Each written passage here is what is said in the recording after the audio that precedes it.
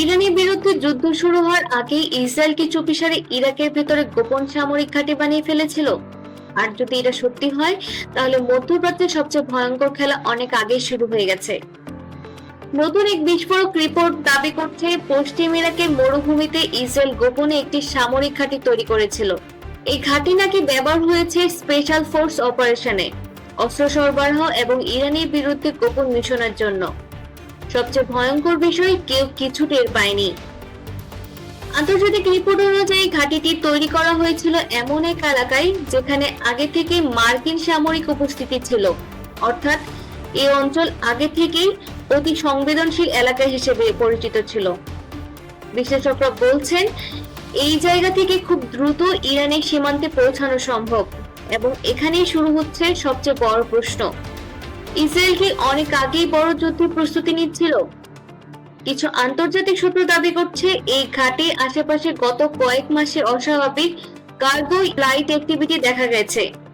রাতের অন্ধকারে অজ্ঞাত সামরিক আকাশযান নিয়মিত এই এলাকায় নামতো বলে অভিযোগ করা হয়েছে। আরো ভয়ঙ্কর তথ্য, এই ঘাঁটি শুধু অস্ত্র রাখার জায়গা ছিল না, এটি ছিল বিশেষ অভিযান পরিচালনা কেন্দ্র, অর্থাৎ যুদ্ধ শুরু হওয়ার আগেই মাঠ প্রস্তুত ছিল। কিছু বিশ্লেষক বলছেন এই ঘাঁটি থেকেই নজরদারি ড্রোন পরিচালনা করা হয়ে থাকতে পারে, মানে ইরানের ভেতরে গতিবিধি হয়তো অনেক আগে থেকে পর্যবেক্ষণ করা হচ্ছিল। এখন প্রশ্ন হচ্ছে, ইরান কি এর প্রতিশোধ নেবে? কারণ তেহরান বহুদিন ধরে অভিযোগ করছে ইসরায়েল পুরো অঞ্চল জুড়ে গোপন সামরিক নেটওয়ার্ক তৈরি করছে, সিরিয়া, লেবানন, এমনকি ইরাকেও। বিশেষজ্ঞরা সতর্ক করছেন যদি এই রিপোর্ট সত্যি হয়, তাহলে মধ্যপ্রাচ্যে নতুন করে ছায়া যুদ্ধ শুরু হতে পারে।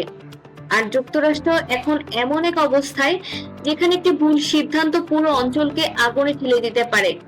কিন্তু এখানেই শেষ নয়। কিছু আন্তর্জাতিক বিশ্লেষক মনে করছে এই রিপোর্ট ফাঁস হওয়াটাও হয়তো পরিকল্পিত। কারো উদ্দেশ্য হতে পারে ইরানকে ভয় দেখানো, অথবা মধ্যপ্রাচ্যে নতুন সামরিক জোটের ভিত্তি তৈরি করা। তাহলে কি সত্যি ইসরায়েল যুদ্ধের আগে ইরাকে গোপন ঘাঁটি তৈরি করছিল, নাকি এটা শুধু মনস্তাত্ত্বিক যুদ্ধ বিগ্রহ? কিন্তু এই রিপোর্ট যদি অর্ধেকও সত্যি হয়, তাহলে মধ্যপ্রাচ্যে পরবর্তী বিস্ফোরণ হয়তো খুব কাছেই।